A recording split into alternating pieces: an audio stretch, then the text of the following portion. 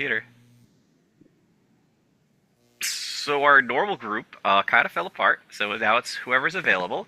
And instead of doing our normal game, we are going to do Call of Cthulhu's Alone Against the Tide with three people. So this person is pretty much schizophrenic. Every time it gets to a paragraph, we're going to have a person answer for what they would do. They can use their skills that are on the character. The character is the character. It was just made beforehand, so they're going to have to do with whatever they can with it.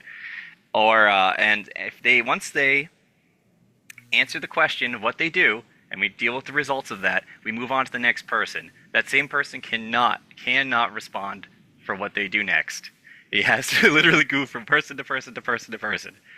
I don't know if we're gonna do it where the same person can't answer. Can they also not answer immediately? You know what I mean? Like, there's three of us, so theoretically, it's possible that you could answer twice. You know what I mean? Because you're not answering. I'm just trying to think about how that works. I think we're just gonna do it where one person answers and then they're just out of the loop until all three have answered, and then it starts again. That makes sense. Since I'm about to. Good. You know, I am about to pick up my son. I'm going to be muted, but I am listening. Okay. That's perfect. I'm gonna start out since this was my stupid idea, and we're gonna go with it. It is a paragraph game, so there will be actual narrative reading. So get to that. Our story begins sometime in the 1920s on a pier in the opposite lakeside resort town of Ellsbury, Massachusetts. You, for some reasons, are visiting the town discussed for the relevant entries. I don't like that. They put regular text in with this text. Okay, that's fine. Getting started. Okay. Let me skip past that part because it mentions character creation and stuff. That's not what we want here. The sun sinks low on the horizon as you board the ferry, headed across the lake to Ellsbury. As you set foot on the boat, a ferryman greets you with a wide smile and a cheery wave. He stands by the gangplank as you pass, welcoming the other passengers as he removes his cap to scratch his balding head. His pudgy figure fills his well-worn suit. He looks a little awkward, but he seems a rather pleasant sort. Leaving the man behind you, you take your seat toward the prow, eyes fixed on the destination. Let's see, paragraph 12. Apparently you can just skip right by that part. Okay. Man. You settle into the seat with your thin briefcase resting in your lap, noticing the rest of the passengers are likewise getting comfortable for the short trip across the lake. Glancing around, you catch sight of the ferryman entering the cabin. As you sit patiently and wait for the engine to come to life, you listen to the sound of the idle chatter around you. You look out across the water and notice a thin fog beginning to form on the surface of the water. The temperature drops with the approaching night. After a few minutes, you hear the engine sputter into action and feel the ferry lurch forward. The conversation around you continues as the ferryman joins you all on deck. You can't help overhearing most of the talk, though it's surprisingly benign. It's really boring, basically. There's almost a dozen passengers on the ferry. Most of them are simply looking to spend their money during their weekend to Ellsbury and enjoy the various shops and leisurely activity the seaside town might have to offer. Many of the passengers seem to come from money, as is common in Ellsbury. You notice a strange look from the woman in the group. She has a full figure, brown hair and eyes. She seems to be looking you over, admiring your features. Okay. If you're creating your adventure, blah, blah, blah, zip, zip, zip. Just making sure, if you're using a pre-generated investigator. Okay, skip. Go to 80. Jeez, alright. Whoa, okay. No, because all it does is just tell us, you're literally being generated like a video game. So Yeah. she looks you over. I decide my eye color is green. That's Yeah. really what where I we're like the going. word banal, by the way. It's It's this one is of my super, favorite words. Super boring conversations going on in the book. Yeah, it's familiar. It's a very you've heard it all before. Yeah. Now it's time to shoot it. Okay. The woman clearly sees something in you that she likes. Perhaps it's the looks, or your glint of intelligence in your eyes. She gives you a sly wink before turning back to her companions. You likewise turn your attention to the rest of the passengers. Sitting apart from the general crowd, there are two men in dark, well-tailored suits, whispering quietly to each other. They have an unamused expression on their faces, as if they seem to be pleased to be here. Perhaps they're on business. Noticing that you're sitting alone, the ferryman approaches you and stands over you with his characteristic smile. There we go. You notice he's missing a tooth in his upper left corner of his mouth. His eyes are bright as they shine up their light upon you. Good afternoon. You look a bit lonely there, friend. What brings you to Ellsbury? Okay. I'm creating this here. Okay. So that's actually just generating more character stuff. Because this game actually lets you generate your character as you play. So I can just skip right through that section. But it is important to just go to this section. All skill points have been assigned for you. I am playing we are all playing a professor. If you are a professor or chose Dr. Woods, go to 23. Back up to the top again. So his how he feels about you is based partly on what occupation you are. Basically, he looks you over and goes, "Okay, what is this man doing out on the island?" Right? So are you going to narrate the whole thing, or? No, I don't plan on narrating the whole thing. But if when we get to a part that isn't like just this, you know what I mean? Like this is like the setup. Yeah. Okay.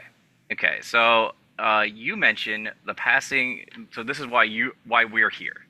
You mentioned the passing of a distant college colleague in Ellsbury and how you've been sent to Miskatonic to recover his work and bring it to the university. So that's the reason our professor is here. They're here to get the work of their old friend. The man sighs and nods slowly. You mean Professor Harris? Real shame what happened to him. Always seemed like such a nice man. Officer Powell says that they're still cleaning up the mess at the professor's place. Oh. But some of the more valuable bits will probably be at the estate sale tonight, if you're really wanting it. The man looks down at his hands for a moment, and then back at you as he extends one your way. Anyway, I'm Lance Stanford. Pleased to meet you, but I wish this was under better circumstances. Okay, so here's the first decision of the game. Inquire about Professor Harris. Inquire about Officer Powell. Ask Lance about Stanford himself. Ask about the estate sale. To pass the time waiting to Ellsbury, just go. Basically, there's one where you just sit there. And you're like, I don't want to have a conversation with this guy. that's the last one. And I guess I will make the first decision, and then I'll shift narrator probably. Very good. Let me think. I kind of want to know more about my friend. Like, we came to this place because we're trying to go get his stuff. Yeah, I'm going to ask about Professor Harris. It's probably not the safest move, but I think that's what we're going to go with. Do you have your PDF open? Yep, I'm following along. Okay, go ahead. I have made my decision. It is okay. I have decided to ask about Professor Harris because we're supposed to be here to see him. That's what we're supposed to be here. The ferryman raises a questioning eyebrow at you. Professor Harris? I can't say much, really. I didn't know him all that well, but he seemed like a nice guy. I was sad to hear that he had died. You gently press for more information about his death. Sanford frowns, but answers. Officer Powell says it's suicide. I'm inclined to believe him, but Professor Harris seemed happy enough to me. More than content to relax in Ellsbury like anyone else. In between his studies, of course. Ancient Indian history, I think it was. I had coffee with the professor a few weeks ago, and he talked my ear off about it. I couldn't understand a half of what he said, but he was quite excited by whatever it was. You exchange a few more pleasantries with Sanford before he goes off to finish guiding the boat into port. You pass the time in casual conversation with the other passengers and in observing the scenery. You notice tall pines and sloping hills along the lakeshore around Ellsbury. These features and the small town beyond are just visible through the growing mist, but squinting helps make them out to your satisfaction. In time, you arrive on the pier at Ellsbury, grateful to be off the water. And then we're going back to 3. I'm jumping around like crazy over here. You take your first steps onto the pier with the rest of the ferry passengers, trying to get your land legs once again. The passengers still chat casually as they walk off to their destinations. You note one last little flirty wink from the full-figured woman as she struts along confidently behind the woman accompanying her, and you feel the two dark-suited men push past you at a brisk pace, nudging you out of their way. Sanford grants you one last wave and a smile as he begins tending to the old rust-stained boat that is his pride and joy. The last light of the sun is fading fast, and the fog is growing thick on the water now. The night is still young, but you would rather not be wandering around in the dark and fog of a town you are unfamiliar with. Taking in your surroundings, you see a sizable crowd jockeying for entrance into a lavish, modern-looking building along the lakeside. A folding sign sits out front, illuminated by a lantern. The words "Estate Sale Tonight" are written on it in large, bold letters. While this seems to be the main attraction, you could also seek out something here to stay for the night and set about your work in the morning. If you have not done so already, calculate your secondary attributes, blah, blah, blah. Okay, we have two options. Visit Well, the this estate is your. sale, Yep. yep, or find somewhere to stay for the night. Well, I mean, we're I would. kind of here. Yep, we're visiting the estate sale. Go to 15. Just going straight And to I'll pass 15. it over to you, David.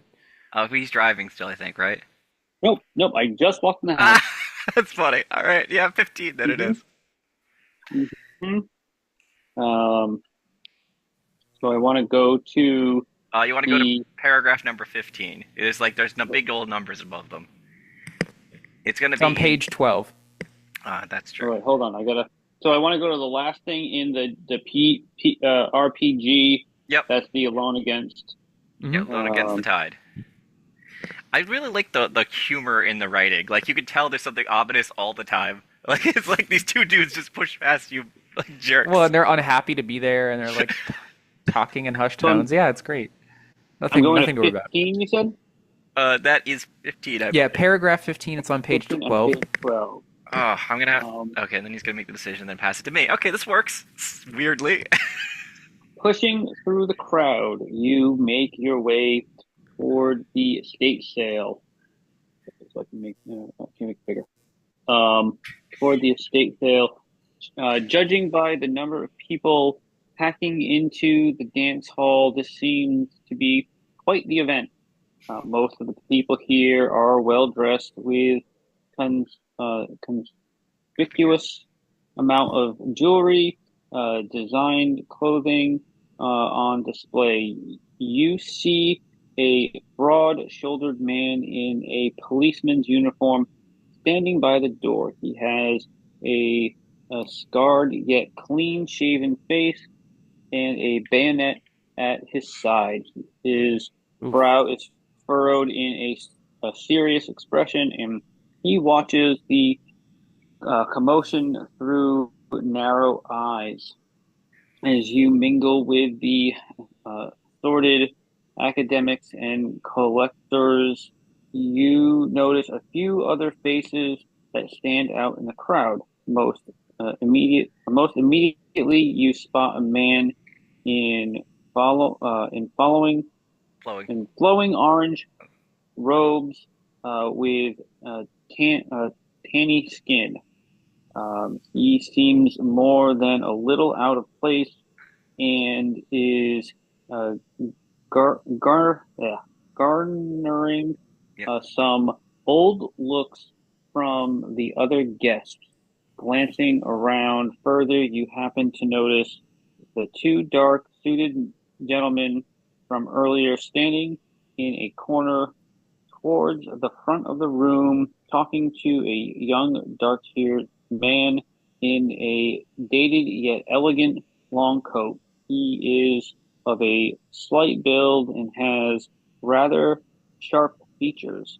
A thin wisp of a mustache hangs beneath his nose. Most notably, though, is the rather attractive young woman standing on stage at the front of the room next to a bespectacled, Bespectacled. Yep. bespectacled old man, long black hair, cascading down her shoulders, accented accenting her pale features and complementing her formal black dress. Occasionally, she and the older gentleman peek at objects hidden beneath white sheets.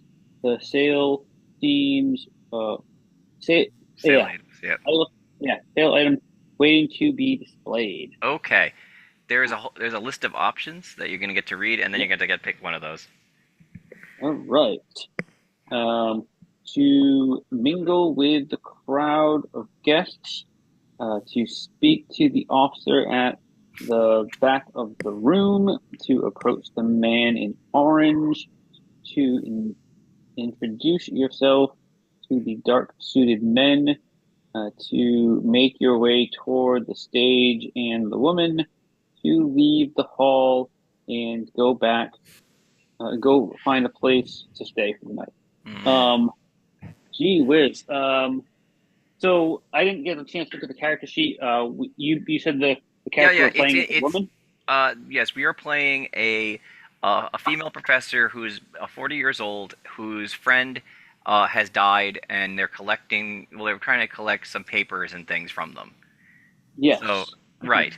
But as for the character stats and things, I did take a screenshot of those. They are in the RPG thread, Yep. I and get so that. you should be able to get an idea of what we're good at.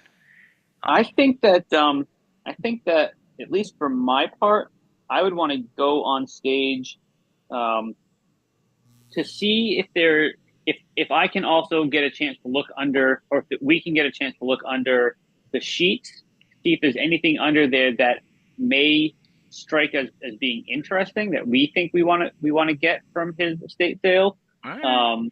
And talking to the attractive woman might be kind of fun. So that is Um, So when you do your action, you're basically, because you're the one who's deciding right now. You just basically say, okay, I'm going to do this, and then we go to the next paragraph, and I all right. get to read it. 22. All right, 22 cool. it is. Yeah. The man in orange I'm imagining is like a Tibetan monk. I'm pretty sure he is. I'm pretty sure he's a Tibetan monk. Yeah. I mean, that makes Yep. sense without like revealing anything. It's like he's a guy wearing orange, like in the middle of a room full of people wearing nice suits and jewelry. Like, okay. You make your way to the stage, navigating around the many guests in the dance hall. Your eyes lock firmly on the woman, and hers rise to meet yours as she looks up at you, peeking at one of the hidden objects. She stops what she's doing as you approach. A smile appears on her lips as she notices that she's caught your eye. She rests her left hand on her hip as you come to stand at the foot of the stage. The old man behind her continues his inspections, either unaware or uncaring that you've come to distract them. The woman leans towards you over the edge of the stage. You can see her makeup has been painstakingly applied, despite her status as a recent widow. Take a second. Okay. As you clear your throat and meet her gaze and promptly introduce yourself, she extends her hand, and to you formally. Well, aren't you a new face in town? She teases. We get those quite a bit here. No doubt you plan to bid on some of my late husband's things. Good for us both, I say. Just be sure to give a good price for a little old me, all right? She winks slyly at you.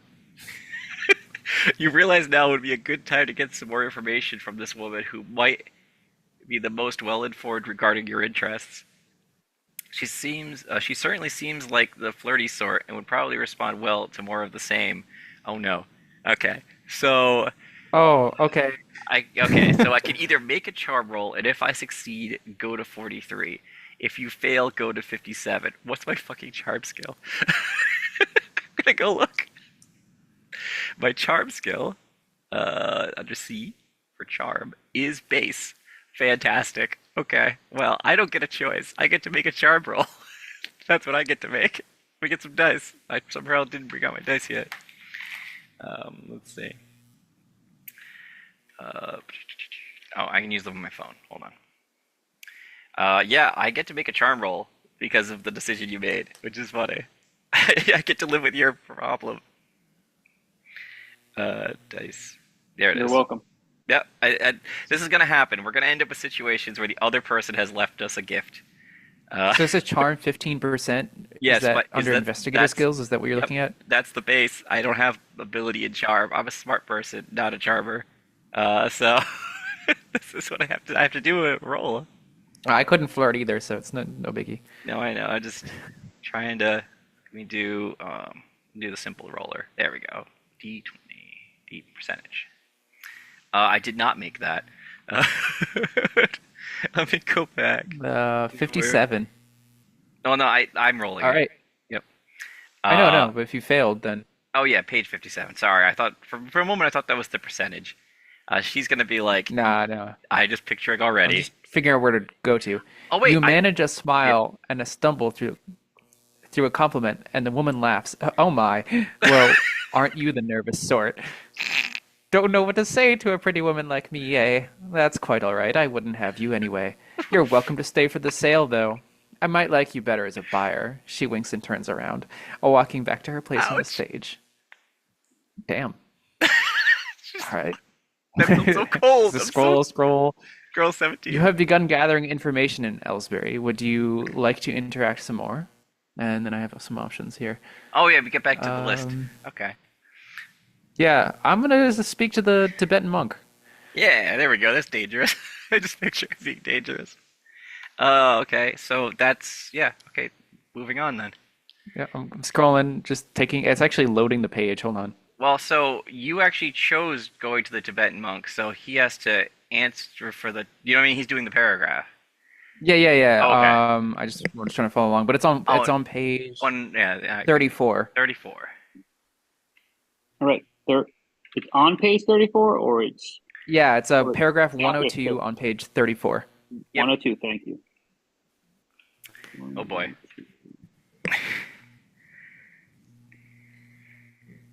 Oh, good. It's not a long paragraph. That's wonderful. You approach the strange man. He seems uh, well traveled and weary, and his long orange robes are a stark contrast to the fine suits and dresses of the New England uh, financial elite. He seems decidedly out of place.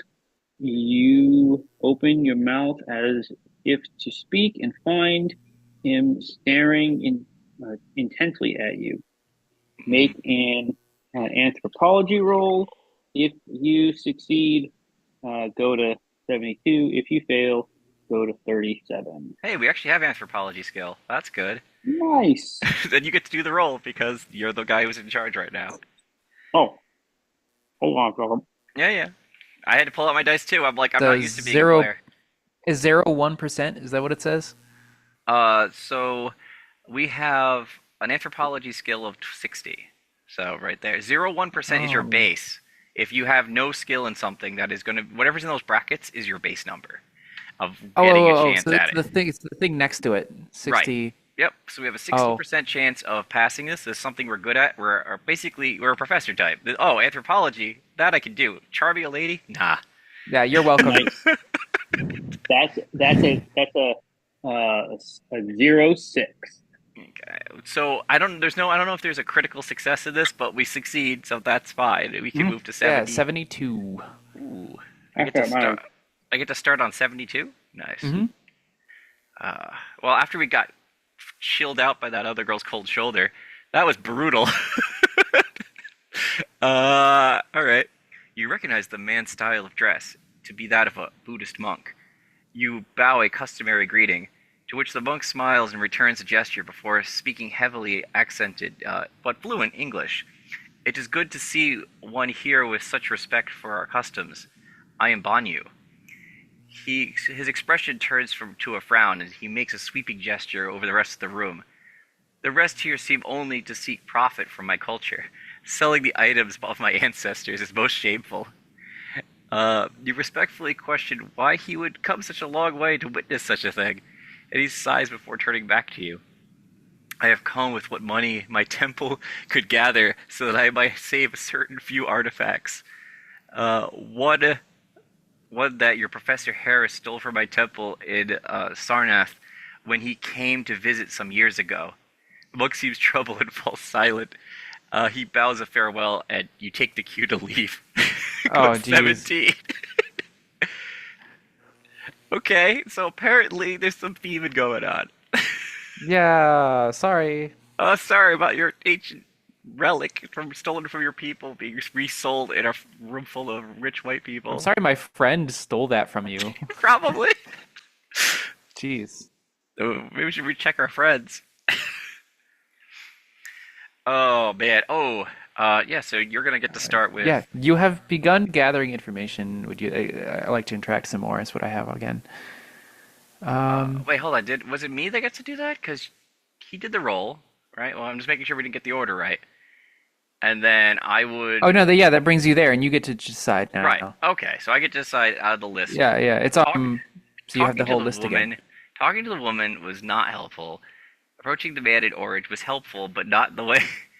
Oh, I don't think going to the people in the suits is a great idea. I don't trust people in black suits. Um, dark suited man. Oh, sure. Let's do 88. Let's go talk to the officer at the back of the room. With the baton. Yeah, that guy. Uh, so now you get to start 88. Great. Okay, let's see here. You turn around and backtrack towards the entrance to the ballroom. Something about the officer by the door catches your attention and holds it. He gives off a commanding presence, and his eyes bore into you intensely as you make your way over to him. As you move within earshot, he rests his hand on his baton and clears his throat. I really hope there isn't going to be any sort of problem, citizen. I wouldn't want to see anyone getting hurt tonight. His hand does not move from his baton. Make a psychology roll. If you succeed, go to 105. Okay. Psychology here. Do we have that? Is the question. Yeah, we I will feel like look. we might.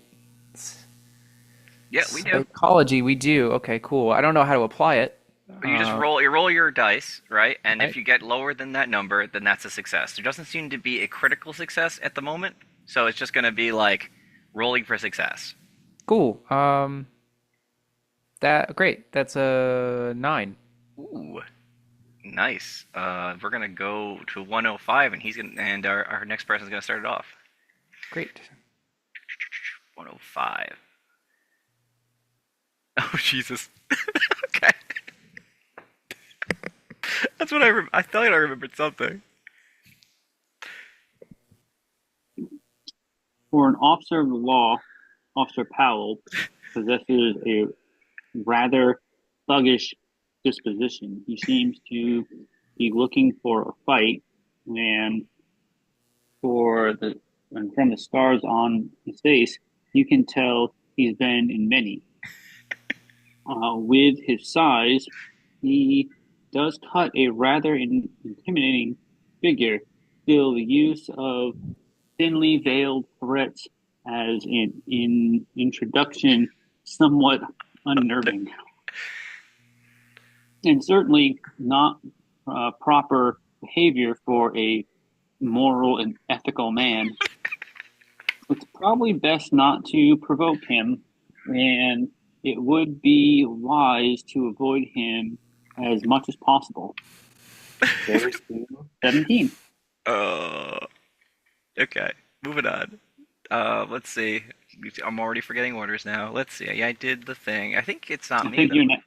I think you're next. Yeah. Oh, damn it! I went back right to No, myself again. David didn't decide anything though, Oh, right? oh, No, you're no. right. There's nothing to. There's So nothing then, to. so decide. then, so Just then says, then you just get to the option list again. Yeah. Easy to fix. we're- If we don't get to we're- decide something, yeah, we just move on. 17. 17. Back to paragraph 17. Yep. Yep. It's just the list of things to do. Right, and Mhm, we're just seeing who we want to Oh, agitate or not okay. agitate. Yeah. Okay. So we can continue. We can mingle. We already spoke with the officer. Approach the man in orange. I don't know. I mean, so basically we have, as far as staying here, we have mingle with the crowd or talk to the men in black, right? So Yeah. Or Men in Black. go find a place to All stay. right. Oh, we could have done that too, Or- but he's doing or- 60. That's well, unless you What, want what to. was what was Sorry. the other one? Well, hold on. We have so we got just gotta come up with an option. So we have mingle crowd, introducing Mhm. ourselves to the dark suited man, or just leaving and finding a hotel for the night. That's basically what the Dark options suited are. men. Okay, Dark suited men. so then Yeah. it's 60, and then you get to. I get to start with 60, or does I gotta Yeah, look yeah. at the screen? Okay. Start with 60. Oh, great. You put me in a dangerous situation. Fantastic. or not. I'm not sure. But it doesn't sound good. You'll be fine. No, okay. You approach the huddled group and introduce yourself to them, stating that you recognize them from the ferry. The two men from earlier appear annoyed at your presence and are visibly irritated. Scram, man. We don't know you. You got nothing to do with us. The third man seems likewise bothered and frowns at your intrusion. They seem to make you feel unwelcome, ignoring you in hopes that you'll leave. The two men in the suits turn their back to you. The jacket of each suit shift oddly, as if ill-fitting. Spot hidden. If I fail, go to a different paragraph. Oh, I gotta roll spot hidden. They've got bad-fitting suits. That is not a good sign. We have something for that. It's not base, so I know, but I don't like guys with not good-fitting suits. Let's see. Spot hidden 50. Okay. Nope, I fail. Alright. Guess we're going to paragraph. Hold on. Okay. 40. We're going to 40. I just totally missed the fact that they probably have guns on them. That's probably what they have. Or knives. You take the hint and decide to leave them be before they get truly angry. You turn back to the crowd and search for another distraction. Okay. Okay, they didn't just like outright like be like they pull out a gun and shoot you dead. In the middle Yeah, of the- I didn't notice the gun. Dead. dead. Your series over. Call it a Okay, restart, yeah. night. Yep. I guess we'll decide to mingle with the crowd of guests. Does that give it over to David? Unfortunately, because that would be giving you, it is making a decision by the rules Yeah. that Okay. we've decided. Cool. Yep. That makes sense to me. All right, David. 34, page 17.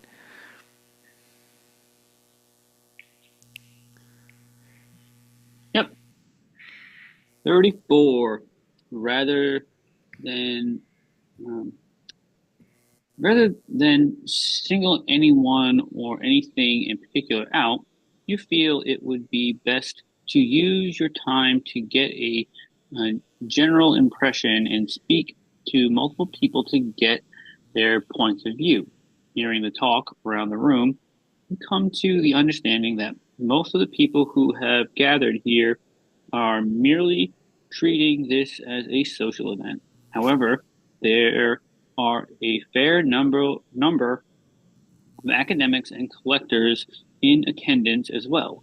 Judging by the relative wealth of the townsfolk, you imagine that there will be a lot of bids placed on the items. While walking among the guests, you happen to notice a pair of men conversing in hushed tones. They seem to be trying to avoid being overheard, but a keen ear might be able to catch what they are saying. Ooh. Okay, let's see if I have a keen ear today. Do you have a keen ear? That is a good question. That's base 20%. That's a 10. Oh, yes. Damn. All right. If you succeed, go to 2. Oh, 2. Wow, back to 2. Okay. Whoa. All right. Shoot. This is where I'm dumb. My dumbness is kicking in. Me? Yeah, page 8. Okay. Yep. Okay. You position yourself close to the men and tune your ears to their conversation. It's these guys. It's this voice. Between you and me, I hear that most of the items here are fakes. Outright hoaxes and counterfeits. Harris was a doddering old nut. He claimed that his findings predate the earliest known records of ancient India, but that's impossible. They're completely inconsistent with all of the data. And besides, there's a reason why he left Miskatonic, if you catch my meaning. The other man nods in approval. You aren't wrong. His findings are properly supported by the evidence. Yet he keeps trying to publish this hogwash. I imagine that's why he had them resign. Still, at least a few of the items might be authentic. So hopefully, this won't be a total waste of time. Okay, so that's the conversation. I don't get a picture. No, continues. The first man Oh, shifts his I see. I got it. The first man shifts his stance and lowers his volume slightly again, to where it is just barely perceivable, just perceivable. Maybe, and that monk over there does seem like he lends some sort of validity to your claim. If there's if an actual Indian wants them, perhaps there's something valuable here. Go to 17. Okay, back to the choices again. You know what? I think we've learned quite a bit. I don't think we need to spend any more time in this place. You know what I mean? No, we don't want to get into a fight for no reason. There seems to be armed people here. There seems to be there's people talking in hushed tones, and there's a lady that doesn't like us. I think we should probably just leave, unless we're gonna throw money down. Well, I don't think we have we don't have the option of actually like throwing money down doesn't seem to be an option. So that sucks. I mean, I think it'd be great if we could stay here and actually see what was up for auction. So that's the problem is you weren't here for an auction. You were here to talk to to get records of your dead friend. You know what I mean? You were. I think unless those are up for auction, that would kind of suck. Probably. That would be funny. All right, so I'm going to go 26. Let's get the hell out of here. These people are just weird. I don't want to deal with these people anymore. All right. Well, the estate sale seems interesting. You would feel more secure with a roof over your head for the night. You pull someone out of the crowd and inquire as to where you can find a room to rent. You're directed to a few blocks in town where a modestly priced hotel a few buildings down from Ellsbury's police station resides. As you enter in from the cool night air, you're greeted by the heat of a roaring fire. The small front room feels stuffy and cramped. The bulk of the space is dominated by the large surface counter, behind which sits a wiry wisp of a woman. She turns her wide eyes to you and asks your name, then quotes you a price that's more than fair. With the transaction complete, you haul your thin briefcase up the stairs, unpack it, and settle into your room for the night. 9. Ooh. And I guess I didn't make any decisions. You didn't make any decisions, yeah. You wake in the morning, grateful for the rest. You rise from your bed and take in the modest surroundings that make up your room. The furnishings are sparse, a small, poor-quality dresser and a cramped and dusty writing desk tucked in the corner. Sitting atop the desk is a plate of eggs and toast, apparently set out for you by the hotel's owner. The walls are plain and unadorned, save for a single window that faces towards the lake. However, this view is currently blocked by the incredibly thick fog, which has taken on a pale green hue. Your vision is obscured entirely, and you cannot see into the depths of that outlandish green mist. You also notice your personal belongings placed around the room exactly as you left them the night before. Ooh, and a jump. Yep, jump again. I think we're going to get a decision in this next one, though. 106. After getting dressed and eating the modest breakfast set out for you, you're ready to begin your day. You take a moment to consider what that means for you. Your mind turns to Professor Harris. If you're so inclined, you might be able to investigate the circumstances surrounding his death further. Considering that you don't have his widow Amelia's address, you would have to start your search with the official report filed with Officer Powell at the police station. Alternatively, you could take this free time to look through your belongings and examine any items you might have. The hotel owner has been in your room, so a check of your things might be in order. Or perhaps you have some other reason to look over your possessions? Finally, if you feel that your business in Ellsbury is concluded, you could always try to find Lance Sanford at the ferry. I'm going to go to the police station so we can find more about Professor Harris. And his death, basically. His death and maybe his crimes, because he stole Tibetan artifacts. Possible crimes. But yeah, those aren't crimes. That's just borrowing. He just borrowed those. 11. Okay. That's on page 11. 1111. Make a wish. Oh, sorry. I thought I was still muted. All right. Sorry, I'm eating while I'm doing this. Good. You step out into the greenish mist. You feel it clinging tightly to you as you make your way the short distance to the police station. Upon entering the small brick building, you are struck with a sense of claustrophobia. The walls here are uncomfortably close together, and the space is tight, cramped into a tiny structure at a large desk, several filing cabinets, and a few chairs. A closet-sized holding cell with iron bars sits at the rear of the room. Behind the large desk is Officer Powell, smoking a cigar with his feet propped up on the table.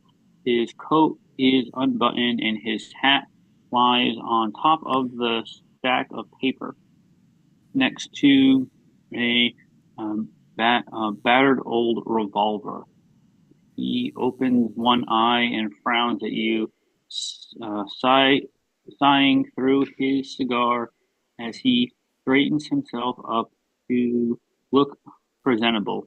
If you're bothering me right now, I'm going to assume this is important. You mentioned that you would like to see the police report of Professor Harris' death, to which he replies with a snort, "You have no business dealing with that, and even if you did, this is my jurisdiction. Shove off and leave me in peace." He doesn't seem cooperative, but perhaps you could convince him that you have some special circumstance that warrants you looking through the file.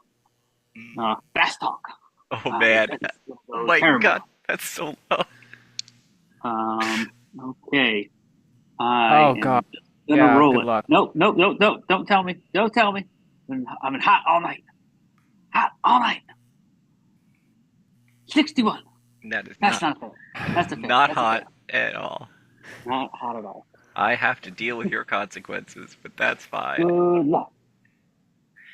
Oh Lord, you try to convince the officer that you have a particularly good reason for needing the access to the file, but he simply doesn't care.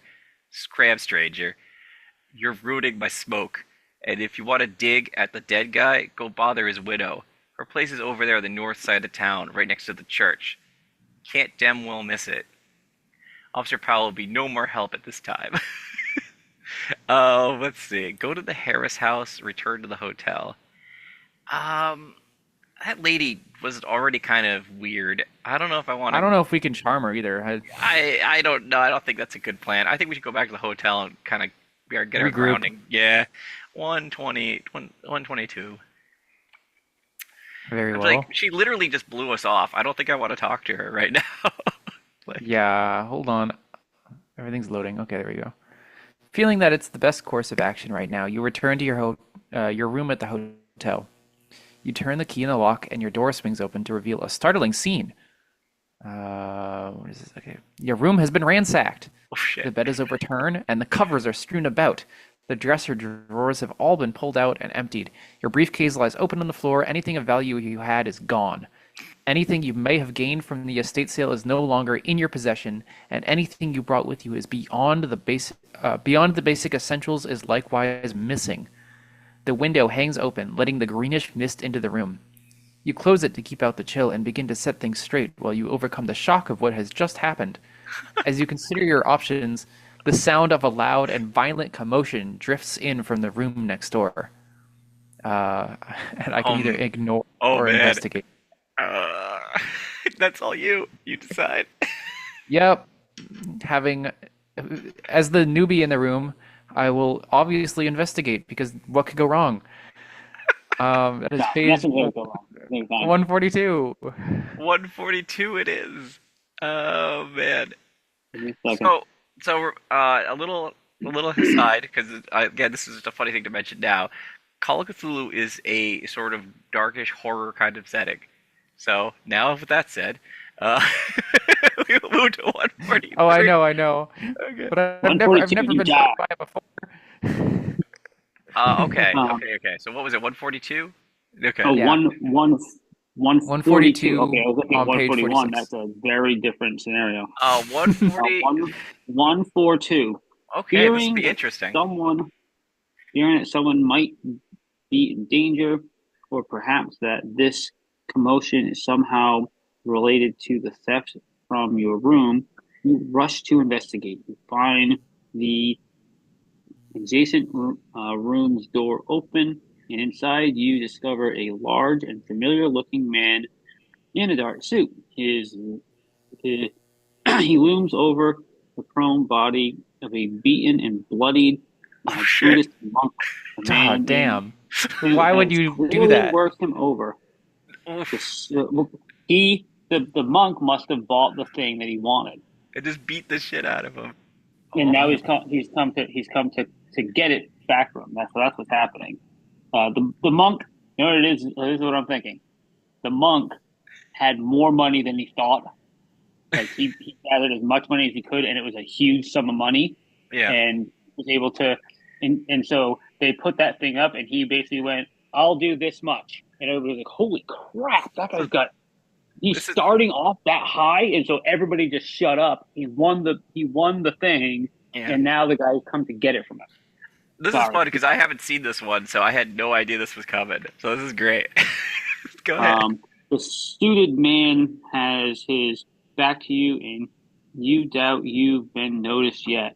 With a little luck, you might be able to get the drop on him and subdue him quickly. Alternatively, if you have come into possession of a firearm during your stay in Ellsbury, you could always resort to lethal force. Well, that's you. I'm not. Yeah. To subdue the man, make a fighting brawl roll with a bonus die for surprise. If you succeed, go to this. If you fail, take damage. 1d, take damage. If you survive this, go to this. However, if this reduces you to 0 hit points, the man beats you to death. This is over. The end. Okay. To discharge your firearm, which we don't have, so that's not an option. So our options are Punch him from fight behind. and most likely die, or you can't even run. Well, we do get a bonus die, to be fair, and you know how those work, so that'll be good. Yeah. All right. So don't tell me what our brawl is, because I want to be surprised. You don't want to know what the brawl is? Okay. No. Nope. All right, So you got I'm gonna this. roll. You got this 100%. Ooh, I might have gotten this. That's a 24. Yeah, this is a success. We just jumped that dude. We're like, fuck that guy. Hold on. I'm gonna roll the advantage die just in the Just it for was fun. an 8, but 24. So we are gonna, if 50. you succeed, go to 97. 97. God damn. We just were like, nah, fuck, get off that guy. I mean, no one does that to a monk and gets away with it. just landed on him. 97. Is that me? Oh. We also remember Yeah. we just got our room. We found our room ransacked. He and probably now went somebody- here. He probably went there first, I bet, and then went to the next Yeah. room. Yeah. So it's like this guy is just stealing from people, so I have to do something. So What do you think see we what had you- anything that of value? I don't know. I think. Well, I didn't have a gun on me because I was a professor. I couldn't validate the idea of having a gun. Also, it says any gun earned in the. Oh no, I mean, why would Yeah. our Yeah. room be ransacked in the first place? I don't know. Well, I guess we could find out later. we did have a Well- suitcase. I don't know what was in it. but again, I mean, like he showed up at the hotel and he asked about people who were at the estate sale. Maybe.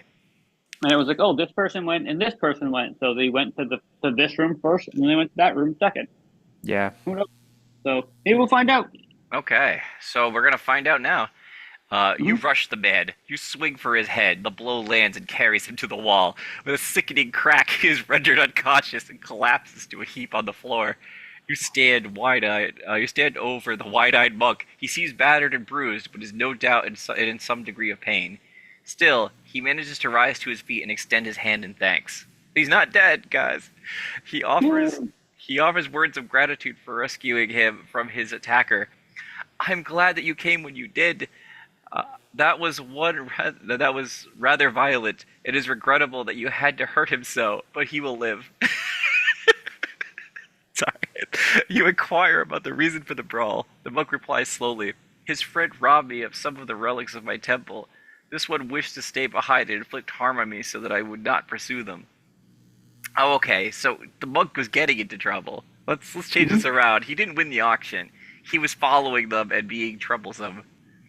Wait, no. No, he said. So you said he was robbed of His friend robbed me. Oh, his friend robbed him. Of some Okay. of the relics. Yeah, he had relics. some stuff, No, like his stuff he brought he with him, won. Okay, I or see. had from the won some estate stuff. sale. And his friend robbed Yeah. him. Okay, gotcha. You mentioned the robbery in your room and express a common cause with him. The monk smiles at you and shakes your hand more vigorously. Then we shall go after our things together. I heard them discuss where they would meet up later after that one. Okay. He points to the unconscious thug. After that one was done with me. Okay, yeah. Wondering at your good fortune and not willing to turn down any aid, you accept the monk's offer. You no doubt the suited man will be waking up anytime soon. So, and you will both be gone by then. You simply leave him and exit the hotel, with the orange-robed Buddhist leading you through the mist. 13. Nice. I like this. I We like just- this direction. We just thugged that guy, and then it's like, thank you for... 13. We got an NPC. It's us and the monk against the world. So yeah, it's 13. 13. I'm going. It's a big jump. Alright, let's see. Back all the way up again. Banyu, the Buddhist monk, chats casually with you as you walk through the fog. You both know that the light is beginning to dim through the mist, and this becomes a topic of conversation for a few minutes. It will be harder to see soon. I would not like to be out here about any longer than we must. This fog is most unusual. Is this hue common here? You respond, the greenish color of the fog is highly unusual, and he's mildly perturbed. I have seen nothing like it in my temple in India either. This awkward conversation. This conversation continues like this for some time, until you finally arrive at your destination. The place in question is a small house located at the edge of town near a church. Banyu informs you that he has no intention of going inside, as he knows it might result in violence, and he is opposed to physical conflict. He shoots you a quick glance and then goes to stand by the church. You try the door and find it unlocked. You have no doubt that the man inside will be armed, so you slip in quietly, hoping to avoid notice. Oh dear. Okay. Make a stealth roll. If I succeed, go to this. If I fail, I don't know, really bad, probably. Alright. Sure. I'm gonna roll for my stealth, which is probably terrible. Wait, what's the other thing? Note down. Let's see. Let me go look at it again. Note down, meet Vanyu and your investigator sheet. Oh, I see. So we want to write down, I'll write it down, that we met this guy, because there might be a section where because we've met them, it'll interact with it, you know? So, like, for example, there might be an option that says, have you met Banyu?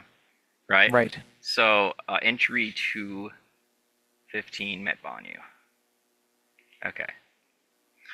Oh god, time for the stealth check. If I somehow make this, it'll be impressive, I think. God, alright. Oh god, it's base. Okay. I'm not professor, I'm not meant to be sneaking around. Here we go. 17? No way. Oh wow. Oh yes. What? Damn. Okay. We succeeded our stealth check against all odds. My professor sneaking around in a place with two guard, with an actual person who's trained. Okay, 165. They're like, what the hell? By the way, I don't think you're muted, David, but we can't hear you. 165. Oh my god. I gotta go all the way down here. Okay. Can you hear me now? Yeah. That's weird. I don't know why my earbuds aren't working. I was gonna ask, do we have luck to spend? It works just like 7th edition would, so yes. We Okay. have it works exact. It's supposed to be based on 7th edition rules, so any of the regular 7th edition rules should count. Okay. So if we're Okay. close on a roll, we can at least spend luck. Right, but getting a 17 on my 20 stealth was like an amazing feat. Well, what was our fighting brawl?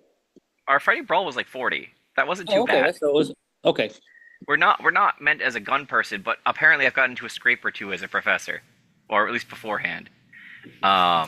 Anyway, so I have made my choice. So now the next person's gonna be reading 165.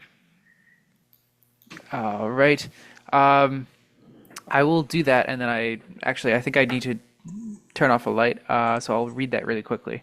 Okay. You approach the house and place your hand on the doorknob. You hear voices inside, so you pause, waiting for them to stop. You press your ear to the door. The conversation eventually fades, and you hear footsteps walking away, vanishing into the depths of the building. Feeling satisfied that you won't be spotted immediately, you turn the knob and creep inside. Glancing about, you see a small living room and kitchen, with two doors at opposite ends of the common area. The door on your left is wide open, and you can see a set of stairs leading down. The door on your right is closed. You assume it leads to the bedroom. I can head down the stairs or into the bedroom. Well, down the stairs, so 156. Okay. And then we pass. And that's back to David, and I will be right back. Okay. So you enjoying the 3-headed alone in the alone in the mist, alone against the tide. Yeah. we're on 156, right? Yep. He's actually. Oh, sorry. Luda's doing a thing, so I was just gonna wait till he came back, but No. I'm just asking. I'm also trying to figure out why my earbuds aren't working.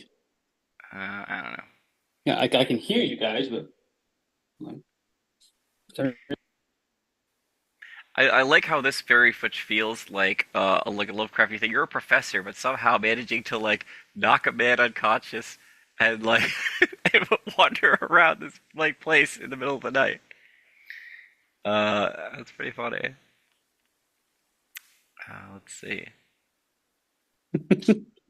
I don't know how I made that sneak check, dude. I thought we were done. I was like, oh no, I mean, a 20 is that's 20 low. is not an easy one to beat. Hold on a second. Talking to you. Don't put that. Yeah, that's okay. You having fun in here? Are you okay in here? All right, give me a shout if you need me, okay? All right. All right. Okay. Yeah, so I have to be on my phone if for some reason you can hear me. Like I can hear you talking in earbuds, but you can't hear me. It's weird. Not sure. Yeah, unfortunately, I can't do technical support there. No, I mean, I think they do this every once in a while to me, so I don't know. Okay. So yeah, when you're ready, we're at 157. Oh, I'm sorry. Is Luna back? I think so. Let me see. Are you back? Oh, you're muted. There we go. I'm back. Okay. We're on 156. We're about to get. So, well, you'll read it. Oh, I made the decision, so it's up to David. Yeah, I know. I was just saying he's gonna read it. So You cautiously descend the stairs, which creak beneath your feet. When you reach the bottom, you find yourself in a dank and dusty basement, illuminated by a single dim, flickering bulb that dangles precautiously from the ceiling. I thought it was 150. Oh. The room. Can you hear me? Yeah, I'm Yeah, just making yeah. sure it was the right paragraph. I thought. I'm pretty sure it was. We descended Okay. the stairs. Okay, and, no, that makes sense. Okay, continue. The room smells faintly of cigar smoke. You notice an old table across from you on which sits a strange collection of items. A pair of cracked clay cylinders, a gemstone-studded altar with curious scrolls. Scrawls. Scrawls. Thank you. Yep. A stack of paper and an unnatural-looking idol of sea green stone, fashioned in the shape of a lizard-like creature. Behind the table is a still and other bootlegged. Legging equipment. Behind the table is a still and other bootlegged equipment. Yeah, I don't know what that bootlegging means. equipment, like moonshine. So these guys make moonshine when they're not stealing relics. Bootlegging. Oh, bootlegging. Yeah. You might consider looking over the items you have found here, or you could simply leave the basement alone. Oh, we're definitely looking. All right. I mean, 210. come on. There's relics and evil shit down here. Yeah, it looks good. Let's pick those up. Yeah. Nope. No, I'm not staying for this. Okay, so what did he want, I guess? 210. Oh, was it 210? Mhm. Okay. Oh dear. Okay, we're coming up on it. Damn, that's a far down there. Alright. You stand over the table of curious artifacts. You're confident they have something to do with the strange events in Ellsbury. You decide it's best to look them over and glean what information you can from them. You begin leafing through the stack of notes. You realize they contain some of the same characters that are written on some of the ancient items. You might be able to use these notes to assist any translation attempts you wish to make. Oh, Yep. oh man, there's a lot of options That's there. on the next page, too. Yeah. Yeah, so there is also an empty stack on the table that was used to bring these relics here. Empty stack on the table used to bring these relics here. You are free to load them back up and take them with you. Look over the journal, look over the clay, look at the idol. Oh man, I'm not going to leave the house. We've already come this far. When you're ready, feel free to leave.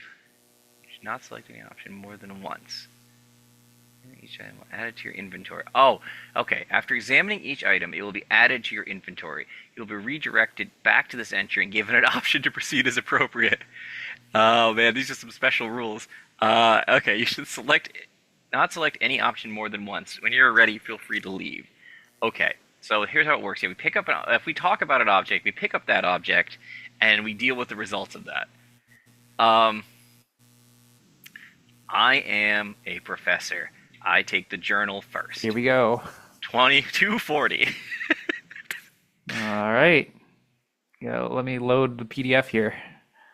I don't want to touch the weird idol. I don't know what it does. It's evil, probably. Okay. Oh, chugging. It's chugging. There. Kind of. Hold on. Nope, it's still loading. Okay. Looking through the book, you become deeply engrossed and spend the next few hours in study. The time spent yields valuable information. I like how you're just in this basement with the monk outside, and you're just like, yeah, I'm going to read here for several hours. The time spent yields valuable information. Professor Harris made several trips to India, starting about 12 years ago. During these visits, he went to multiple sites to make observations and recover artifacts. His longest and most profitable trip appears to have been 10 years ago, during an excursion to Sarnath, India, where he writes about recovering several items from an active Buddhist shrine. Apparently, Professor Harris had some regrets about this theft, but he couldn't resist having the artifacts for his personal collection. The description of the items he came across in Sarnath matched some of the items at the estate sale last night. The clay cylinders, the gemstone-encrusted altar, and the lizard-like idol are all described in detail in the entries related to his trips in Sarnath. These same items then appear throughout the rest of his journal. He'd clearly been studying these items over the past decade and developed something of a fixation with them. It was the idol that initially caught Harris's eye, and according to him, the depiction of the great and grotesque water lizard matched no description of any known Hindu deity. Hoping to find clues to the idol's identity, Harris set about trying to translate the mysterious scripts on the cylinders in the altar. In doing so, he met with significant difficulty, as the text was only barely recognizable as an archaic dialect of a pre-Sanskrit language. The process was slow and painstaking until about a year ago. At this time, Professor Harris writes of having a strange and enlightening dream. He reports walking in the ancient world from whence these items originated, a grand city of marble walls and onyx streets, of bronze gates and marvelous palaces and gardens. He writes of visiting the 17 tower temples of this ancient city and meeting the bearded gods who dwelled there, sat upon their ivory thrones. Harris calls the strange place Sarnath, despite the sheer impossibility of this. He claims that among the temples he had learned the secrets of the ancient writing. His next entry goes on to describe the odd clay cylinders as the brick cylinders of Katatheron, although he hadn't yet identified the other objects. The next few pages have been torn from the journal. The entries resume with more mundane matters, though there are still references to the artifacts from time to time. The more recent entries in the journal speak of Harris's daily studies and living with Amelia. It's clear that he cares about her deeply from the way he writes about her, but he laments that his studies kept him from spending the time with her that he would have liked. Instead, he lavished her with gifts and money, which he was all too happy to accept. He notes that Amelia had never been happier, despite the distance between them. The last entry to catch your eye is dated a little over a week ago. Apparently, the pages torn from his journal went missing only recently. Professor Harris expresses deep concern at this, as there were no signs of forced entry into his study, and only he and Amelia had access to it, although he was sure he hadn't removed them from the journal himself. You finish reading by glossing over the last week of the professor's life, which is rather uneventful and peaceful, but beyond his continued obsession with the artifacts, and his occasional worries about Amelia. Oof. And it would be good to 210, and I guess I'll keep reading. Or that's the choices again. Oh, okay, yeah. So we basically sat around this dank basement reading this guy's journal. That's fine. Apparently the muck waits. Yeah, that's very interesting, actually. That is now added to our bag because we read it. It says it will be added to your inventory. So now I have to write. We have a journal. I could look over the clay cylinders of Katheron, or Kadetheron. That is up to you. You were in charge. The journal is now in our bag. Well, let me see what it was. It was The like idol seemed bad from the journal writings. He started having problems. oh yeah, the brick cylinders of Kadatheron. I guess we'll look at this idol next, since that seems to be what set him off. What, the 195? The 195. Yeah, sir. 195. The dangerous thing. That sounds on the list. I mean, that's where I was gonna go. All right. You look the idol over. It's made of sea green stone and chiseled. How is that? Chiseled. Chiseled. God, Chiseled abs or chiseled statue. I can't read. Hang on. Anyway, chiseled in the likeness of a water lizard of some sort. The sculpture is grotesque and hideous, and the depiction of the lizard-like creature unnerves you.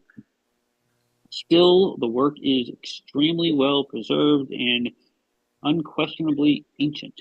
You feel uncomfortable staring at the alien-looking thing for too long, so you stow it away in the sack out of sight. Okay, so we have the journal and the idol.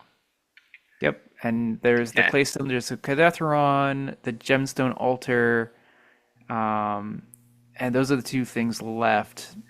You just want to do a full sweep and like just grab everything we can, or is that like a bad idea? You can also just leave if you want, or go upstairs in the bedroom.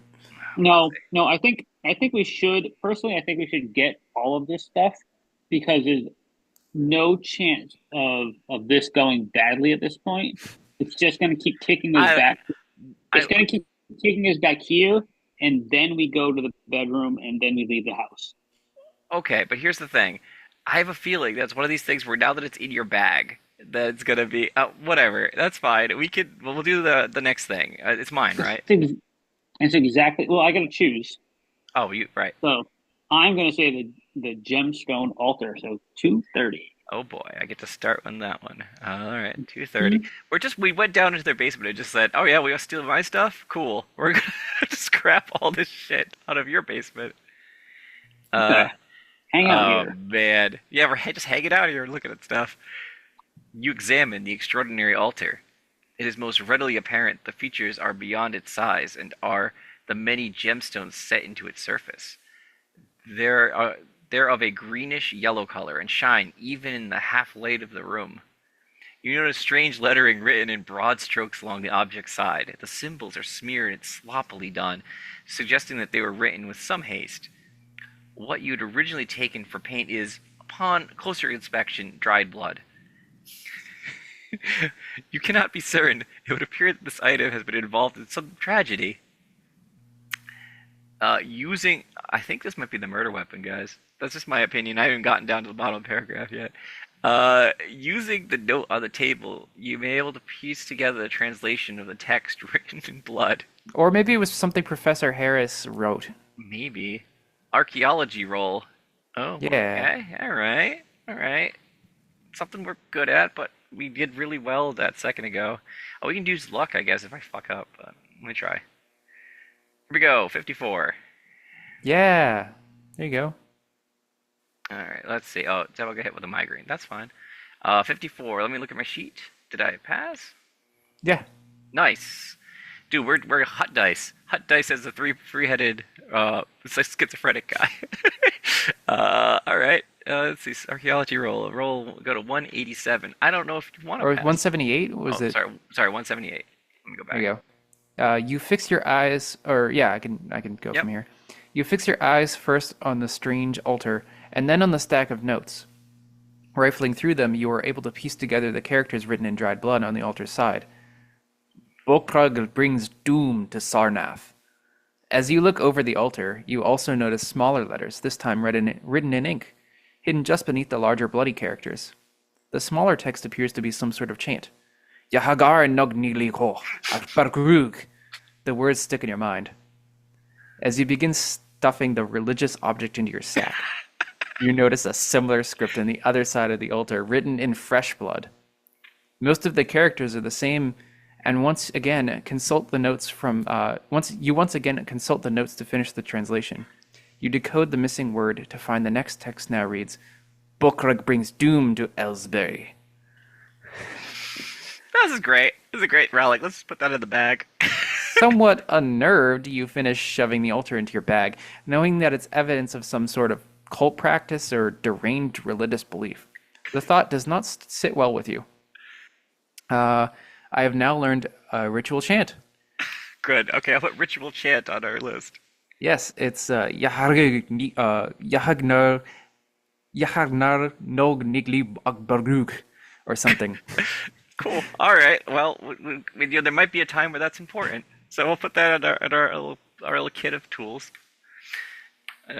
Okay, so I guess it returns us to what, the paragraph? All right, we'll see. Yeah. I have go to 210 and then I get to choose.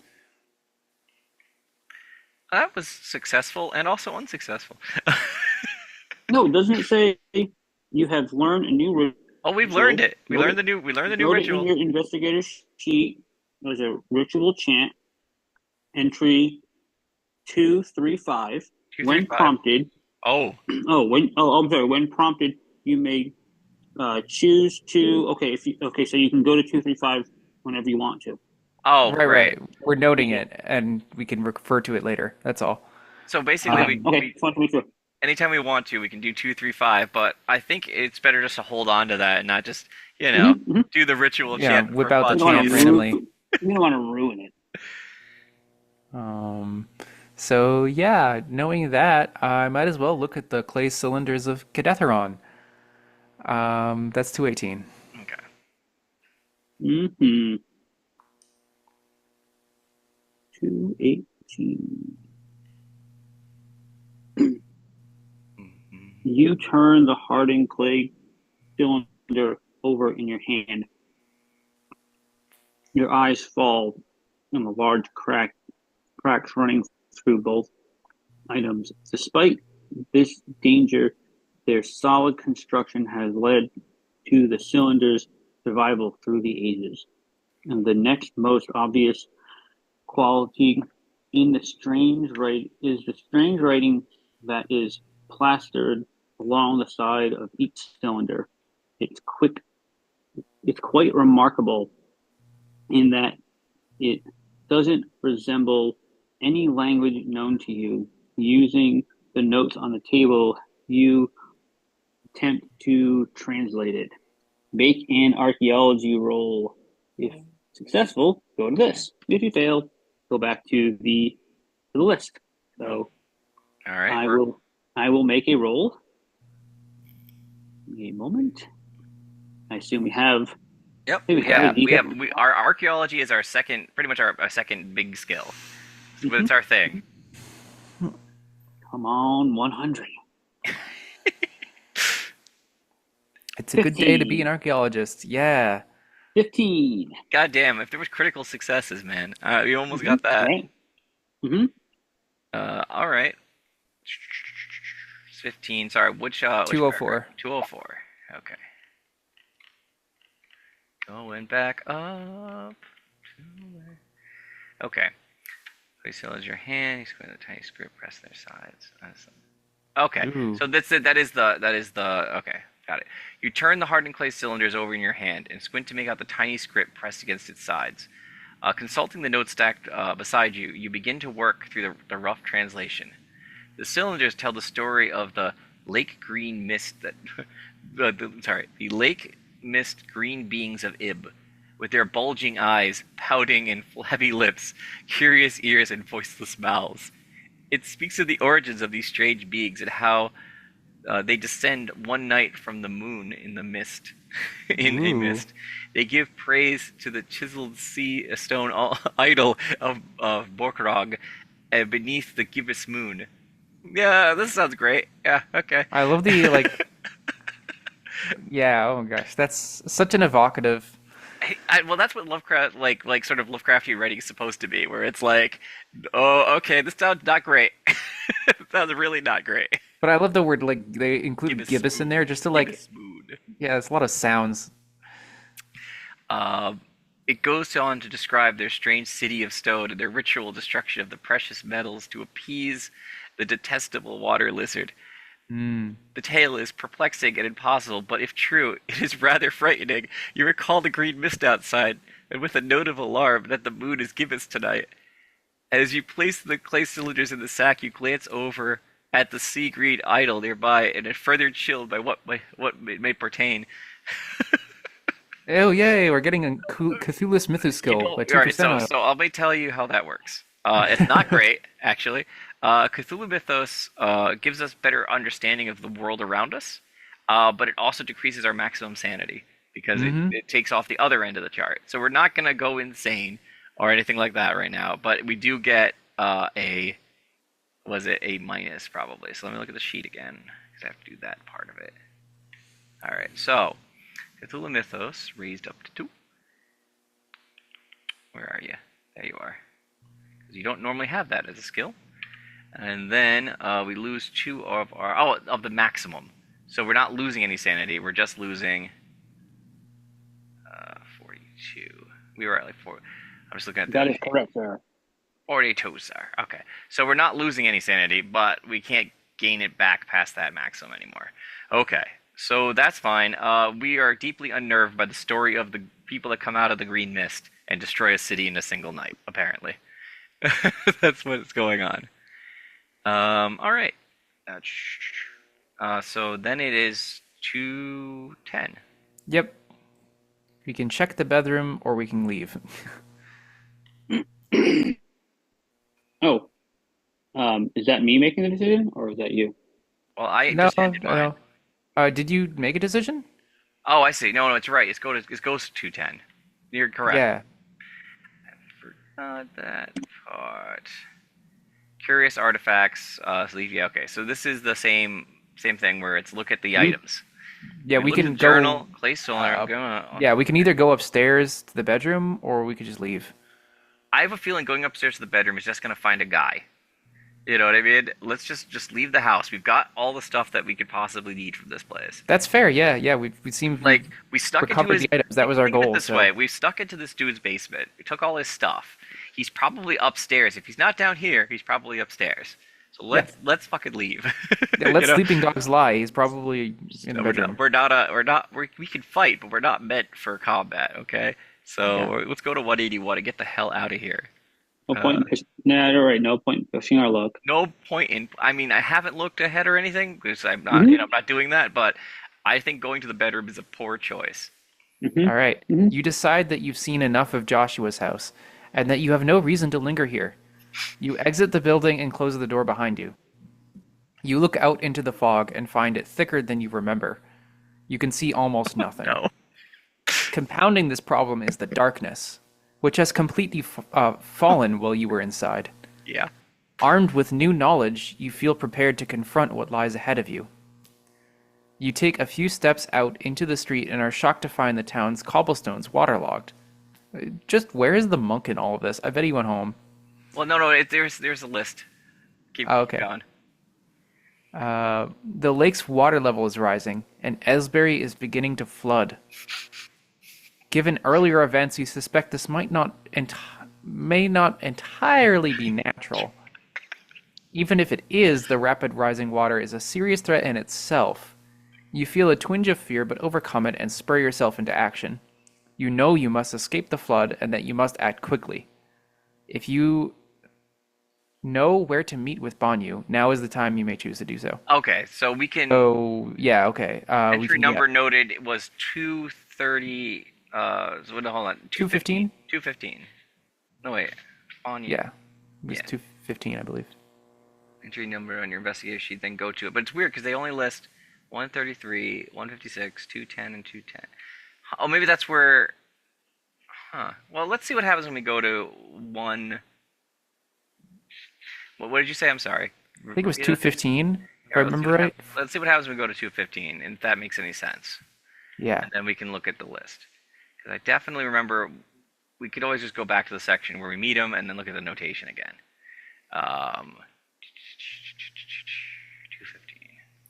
215. Yeah, I think it is Banyu. Banyu? Okay. Yeah, okay. Rush across the street to the church. Yeah, okay. Yep. Yep, good You choice. rush across the street and into the church. Oh yeah, no wait, I chose. So this is David. Oh, yeah, David. Sorry. The town's flooding. You rush across the street and into the church, all the while splashing through the ever-rising water. You slam the door behind you and make your way down the aisle toward the Buddhist monk standing beside the high altar. As you approach him, you can see that the man looks shaken. His eyes are wide and his hands tremble as he holds onto one of the pews for support. He fixes his gaze upon you and starts speaking quickly in a language you don't understand. He stops himself, then begins speaking frantically. I did not think you would make it back. Are you okay? Did you see what's out there? You mention the rising water, and he shakes his head vigorously. No. Creatures in the mist, the green monsters. You raise a skeletal skeptical eyebrow. Skeleton. And I was trying to scratch my eye as I was looking. No, it's fine. I know, it's fine. And he leads you to the door. He cracks the door open slightly, and you gaze out into the mist. You do indeed see something strange, a not entirely human silhouette shambling about in the darkness and the fog. Before you can get a better look, the monk yanks you back into the door and closes the back into the room and closes the door. But not before the thing notices as a loud banging begins on the door. mere seconds later. You see it now. Yes? They come for us. He draws you closer, uh, pulling you in so he can speak in a hushed tone, though still in a hurried manner. That is why I came here, friend. My temple wants me to bring the relics back because they are cursed by evil things. My temple would perform rites over the rituals to the, the keep the cursed away, but they are not safe elsewhere. It may be too late, but I know the words. Come, join me. Oh, we We know will this chant. Yeah, we were good. stop. We will stop Maybe. this. He takes your hand and drags you to the altar. You set down the sack of things, and the monk closes his eyes and begins to speak in a strange tongue. Yahapra Nag Nigal Bakra, he utters on each symbol slowly and carefully, giving you the chance to join with him if you choose. We should all say it together or try to. Hold Okay. hold on. If you have the strange idol, go to this. Otherwise, go to this. All right. Yeah. So Do we two. do we jump there or do we use the ability? I thought that the doing the chant also has a thing where it's like if you do the chant, it goes to a page. Hold on, let me make sure. Well, let's see what it says. If you have the idol, which we Okay. do, Well, go okay. to 227. Yeah. Sure. All right. Let's see what happens. Let's go to 227. Yahar Oh yeah. Sorry. Bugli Bagdrug. You Yuck. stare at Yahid dog. Ag. Haglu. Bugru. It's like. Harar Nog Niglu Ak Bokrug. Okay. So we're chanting. Yeah. well. So I don't think we made a choice there. So I think No, keep reading we didn't. We didn't. 227. Yep. Yeah, So it's yeah. 227, right? Yep. 227 it says. You stare at Vanya as he completes his chant, and it's as if a great weight has fallen from your shoulders. You look at him curiously for a moment before you notice the pounding at the door frame to fades to a stop. Curiously, you go to the door and crack it open a little so you can look outside. As the door swings open, a rush of water swirls into the church, soaking your legs and the floor around you before pulling amid the church pews. Looking out into the streets, it appears that all of Ellsbury is awash with waist-deep water. Though the fog has faded and the water doesn't appear to be rising any further, Vanya comes to join you, and he breathes a sigh of relief. It is done now. We will be safe for the moment. I will take the artifacts with me when I leave this place. We will prevent this from happening again. With that, Vanya gathers up the sack of items by the altar and wades out into the flood water. You don't know where he's going, but you never see him again. In time, Pillsbury is evacuated. The body of some residents are found, their death labeled as drowning. Some residents claim to have seen strange things in the mist, which the paper labels as an outbreak of mass hysteria brought on by the anomalous flooding. Some residents are committed to mental institutions, though many return to Ellsbury when the water recedes. You're still not entirely sure what went on here, but you are fully aware that it wasn't entirely natural. You do your best to forget it, but the memory still lingers in the back of your mind. You never return to Ellsbury. You have survived this Hey. adventure, and you may Save it for later save use. this character to use at a later time. If you wish, your visit to Ellsbury is over. We The end. survived. Hell yeah. Yay. Guy with schizophrenia survives. The end. Dude, that was pretty awesome. I don't know. I thought that was kind of fun. Just like as a spur of the moment thing. That was good. Highlights is just clubbing that guy for being over the monk and then like sneaking into his basement with an absurd roll and taking all of his stuff. Like taking our stuff back. That was plus.